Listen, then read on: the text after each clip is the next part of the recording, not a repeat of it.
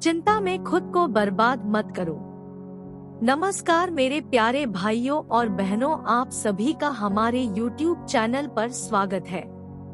दोस्तों, आज की यह कहानी आप सभी के लिए बहुत ही स्पेशल और जीवन को बदल देने वाली साबित होने वाली है, इसलिए इस कहानी को अंत तक अवश्य सुनना। तो चलिए कहानी की शुरुआत करते हैं। ये बात उन दिनों की है जब बुद्धा मरवन में अपना समय व्यतीत कर रहे थे। इस समय तक बुद्धि की प्रसिद्धि दूर दूर तक फैल चुकी थी।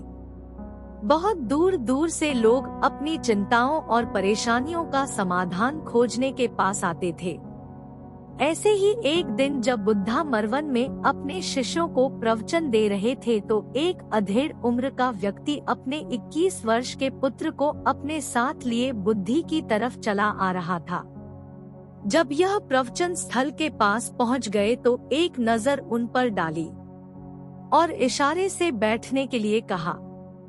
जब प्रवचन समाप्त हो गया और सभी लोग वहां से चले गए तो बुद्ध ने उस व्यक्ति को अपने पास बुलाया और बैठने के लिए कहा। वहां चारों तरफ हरियाली छाई हुई थी।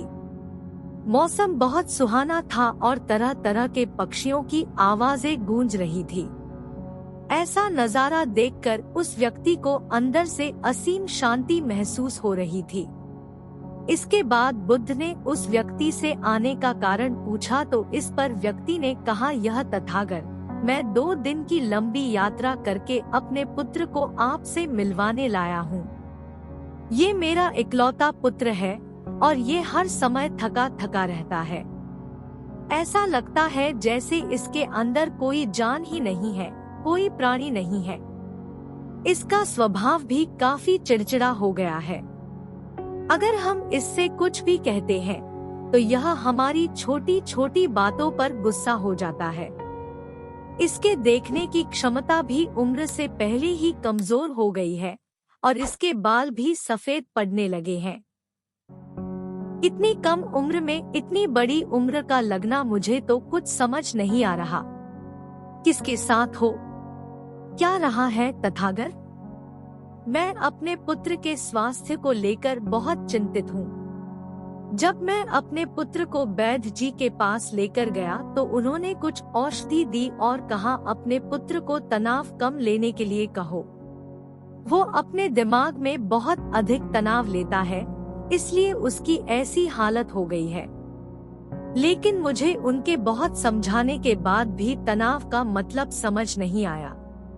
मुझे नहीं पता कि तनाव होता क्या है, यह किन कारणों से आता है और उसे कैसे अपने पुत्र के दिमाग से निकालूं, लेकिन मुझे सबसे पहले तो ये समझना है कि तनाव होता क्या है। इसीलिए तथागत मैं आपके पास आया हूँ, कृपया आप मेरी समस्या का समाधान कीजिए। यह सुन बुद्ध उसके पुत्र को बड़े ध्यान से देखते हैं, उसके चेहरे को देखते हैं, उसकी आँखों को देखते हैं और फिर उसके हाथों की नब्ज को भी देखते हैं। यह सारी विधि करने के पश्चात बुद्ध उस व्यक्ति से कहते हैं, तनाव लेना तो कोई नहीं चाहता, लेकिन फिर भी यह तनाव लोगों के दिमाग को दीमक की तरह पकड़ लेता है और व्यक्ति जान भी नहीं पाता कि वह तनाव में जी रहा है। लेकिन अगर व्यक्ति तनाव के कारणों को अच्छे से समझ लेता है और तनाव के बारे में कोई ऐसा पैमाना बना लेता है जिससे वह जान सके कि वह कितने तनाव में है, तो वह इस समस्या का समाधान भी खोज सकता है।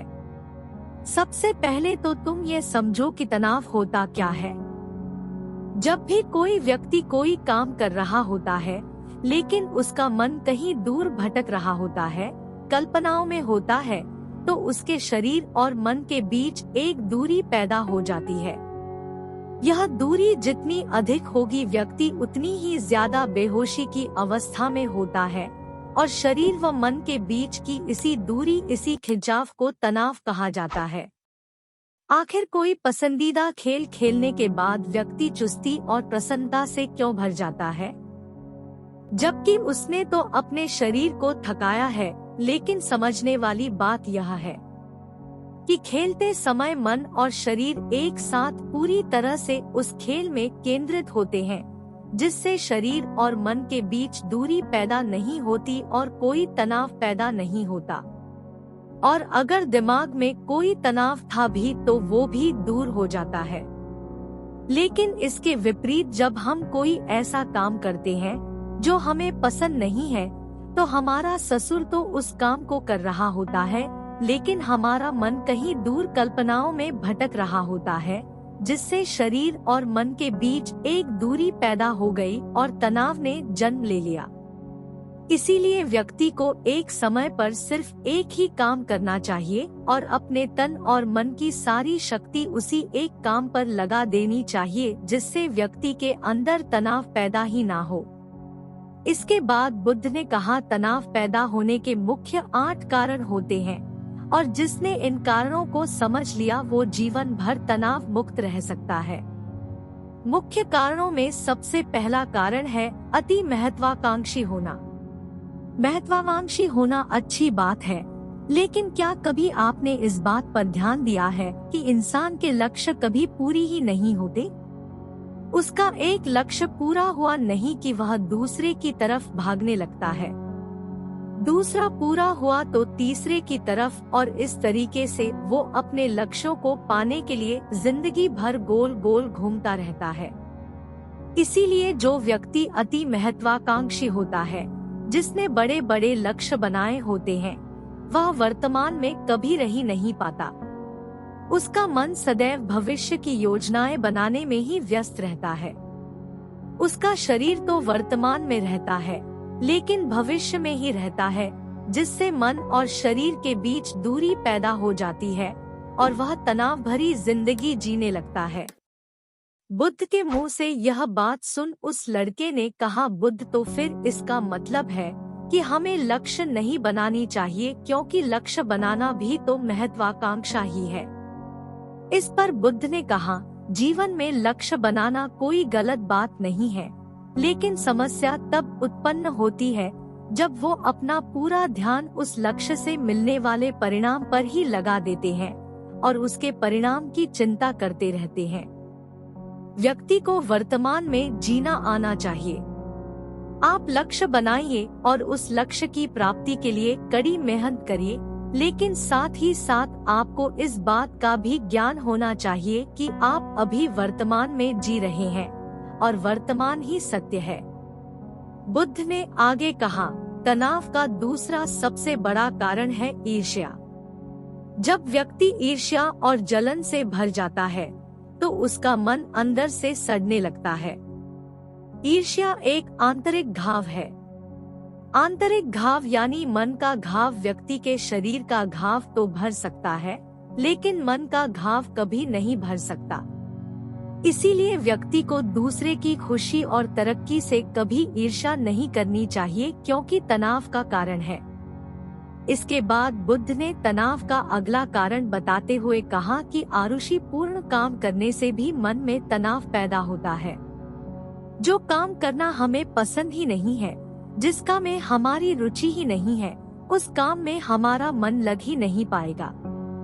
हमारा शरीर तो वही बैठा रहेगा, लेकिन हमारा मन कल्पनाओं की उड़ान भरेगा, जिससे शरीर और मन के बीच दूरी पैदा हो जाती है और व्यक्ति तनावग्रस्त हो जाता है। इसीलिए इंसान को हमेशा अपनी रुचि के अनुसार ही कार्य करनी चाहिए। अगर व्यक्ति ने ये पता कर लिया कि उसे कौन सा काम करना पसंद है और वो उसी काम को अपने जीवन का लक्ष्य बना लेता है, तो फिर वो काम उसके लिए काम नहीं बल्कि खेल बन जाता है। फिर बुद्ध ने कहा, तनाव का चौथा कारण होता है किसी दूसरे से अच्छा रखना। बुद्ध ने उस व्यक्ति की ओर इशारा करते हुए कहा, एक पिता होने के नाते तुम्हारी अपने पुत्र से बहुत सी अपेक्षाएं होंगी कि तुम्हारा पुत्र एक बहुत ही कामयाब इंसान बने, तुम्हारा नाम रोशन करे, जैसा तुम चाहते हो उस तरह का जीवन जिए, तुम्हारी हर बात माने। लेकिन क्या आज तक कभी किसी की सारी अपेक्षाएं पूरी हुई है? जब भी कोई व्यक्ति किसी दूसरे से कोई अपेक्षा रखने लगता है तो वो अनजाने में अपने लिए तनाव पैदा करने लगता है। जरा सोचो कि अगर तुम्हारा बेटा तुम्हारे अनुसार काम नहीं कर रहा और वो नहीं बन पा रहा जो तुम उसे बनाना चाहते हो, तो निश्चित रूप से तुम्हारे दिमाग को तनाव पकड़ लेगा। तुम तनाव से भरा जीवन जीना शुरू कर दोगे और इस तनाव के बस में आकर तुम ऐसा व्यवहार करोगे, ऐसी बातें करोगे कि तुम्हारा अपने पुत्र के साथ संबंध और भी खराब होता चला जाएगा। इसीलिए व्यक्ति को जितना हो सके उतनी कम अपेक्षाएं दूसरों से रखनी चाहिए, और अगर पूरी तरह से तनाव मुक्त रहना है तो दूसरों से अपेक्षा रखना ही बंद कर दो। इसके बाद बूथ ने कहा कि शारीरिक कष्ट भी इंसान के तनाव का एक कारण होता है। जब व्यक्ति किसी शारीरिक पीड़ा से गुजर रहा होता है तो उसका पूरा ध्यान बस अपने उस शारीरिक दर्द पर होता है और वो पूरे दिन बस उसी के बारे में सोचता रहता है, जिससे उसका मन दुख के विचारों से भर जाता है और ऐसी स्थिति में व्यक्ति तनावग्रस्त रहने लगता है। यह सुन उस व्यक्ति ने कहा कि हे बुद्ध, शारीरिक दुख तो किसी भी व्यक्ति को हो सकता है, तो फिर क्या हुआ?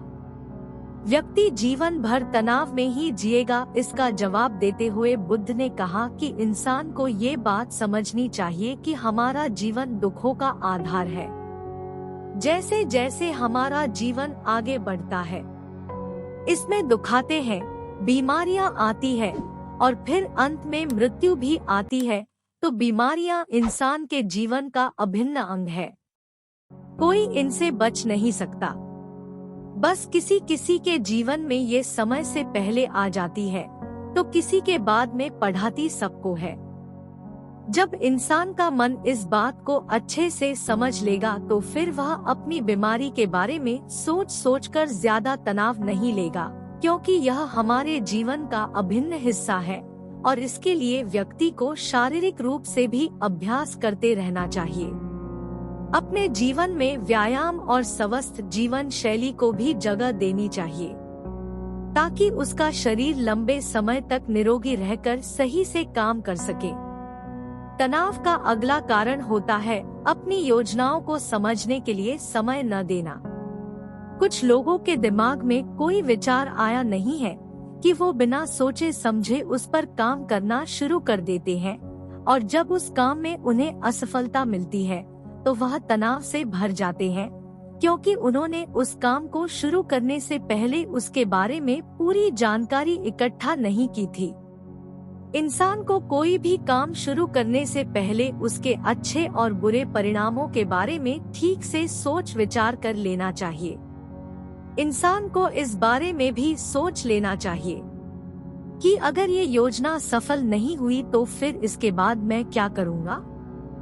इसलिए व्यक्ति को अपनी योजनाओं को ठीक से समझने के लिए पूरा समय देना चाहिए ताकि बाद में उस योजना की वजह से तनाव पैदा ना हो।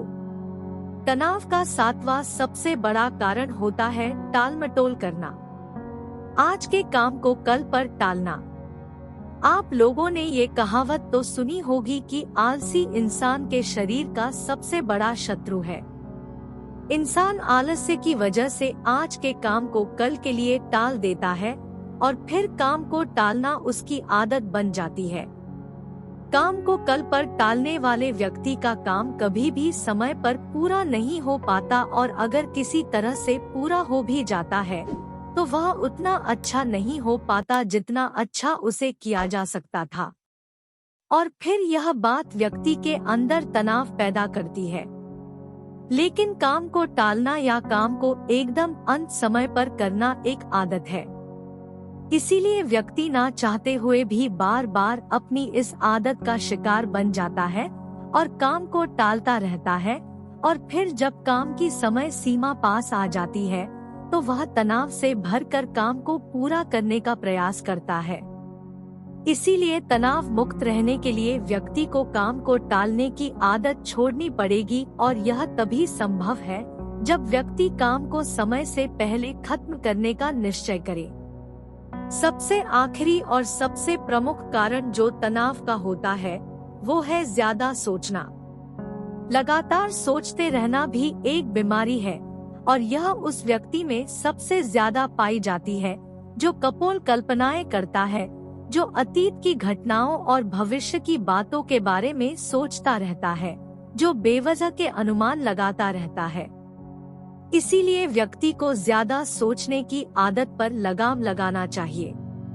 इसके लिए जितना हो सके खुद को काम में व्यस्त रखना चाहिए और हर दिन ध्यान का अभ्यास करने को अपने जीवन का हिस्सा बना लेना चाहिए। बुद्ध के मुंह से यह सारी बातें सुनकर उस व्यक्ति ने हाथ जोड़कर कहा, बुद्ध, मेरा पुत्र तो अभी मात्र 20 वर्ष का ही है और इसमें अभी इतनी समझ भी नहीं है कि यह आपकी बताई सारी बातों का एक साथ पालन कर सके। आप कृपया करके तनाव मुक्त रहने का कोई आसान सा तरीका बता दें, जिससे मेरा बेटा उसका अनुसरण भी कर सके और तनाव मुक्त भी रह सके। उस व्यक्ति की यह प्रार्थना सुन बुद्धि ने कुछ सोचते हुए जवाब दिया, अगर तुम इतनी सारी बातों का पालन नहीं कर सकते तो इसके लिए एक बहुत ही आसान विधि है। तुम एक बार में एक काम को करने पर ध्यान लगाओ भी काम कर रहे हो, उस समय पर सिर्फ उसी काम को करो, सिर्फ उस पर ही अपना पूरा ध्यान लगाओ और अगर तुम्हारा मन इधर उधर भटक जाता है तो जैसे ही तुम्हें याद आए उसे वापस फिर उसी काम में लगा दो। ये सबसे आसान और अच्छा तरीका है तनाव मुक्त रहने का। जब तुम भोजन करो तो उस समय सिर्फ भोजन ही करो, उसके पूरे स्वाद का आनंद लो, उसी अनुभव करो। जब चलो तो अपना पूरा ध्यान सिर्फ चलने लगा दो। इससे तुम्हारा मन और तुम्हारा शरीर दोनों एक जगह पर केंद्रित रहेंगे। दोनों के बीच दूरी पैदा नहीं होगी, जो कि तनाव का मुख्य कारण होती है। दोस्तों, आज की युवा पीढ़ी एक ही समय पर 2-2, 3-3 काम करने के आदी हो चुकी है, जैसे फोन पर बात करते हुए गाड़ी चलाना, खाना खाते हुए टीवी देखना, ये फोन चलाना और फिर इनकी शिकायत रहती है कि मैं तनाव में जी रहा हूँ, मेरा मन शांत रहता है, मैं चिड़चिड़ा सा हो गया हूँ। जब कोई व्यक्ति एक ही समय पर 3-3 काम करेगा तो तनाव पैदा होना तो स्वाभाविक है, क्योंकि दिमाग तो एक समय पर पूरा ध्यान लगाकर सिर्फ एक ही काम कर सकता है। पूर्ण रूप से एक ही समय पर 2 कामों पर ध्यान कभी नहीं लग सकता। इसीलिए जहाँ तक संभव हो सके एक समय पर सिर्फ एक ही काम करने का प्रयास करें, वो भी पूरे ध्यान के साथ। दोस्तों, आशा करता हूँ कि आपको इस स्टोरी से काफी कुछ सीखने को मिला होगा। इस लाइफ चेंजिंग कहानी को अपने दोस्तों के साथ जरूर शेयर कीजिए और यह कहानी आपको पसंद आई है नीचे कमेंट बॉक्स में कमेंट करके हमें जरूर बताएं। चैनल को सब्सक्राइब करें और गौतम बुद्ध की कहानी अच्छी लगे तो लाइक करें और अपने दोस्तों को जरूर शेयर करें। धन्यवाद। जय जवान, जय किसान, जय हिंद।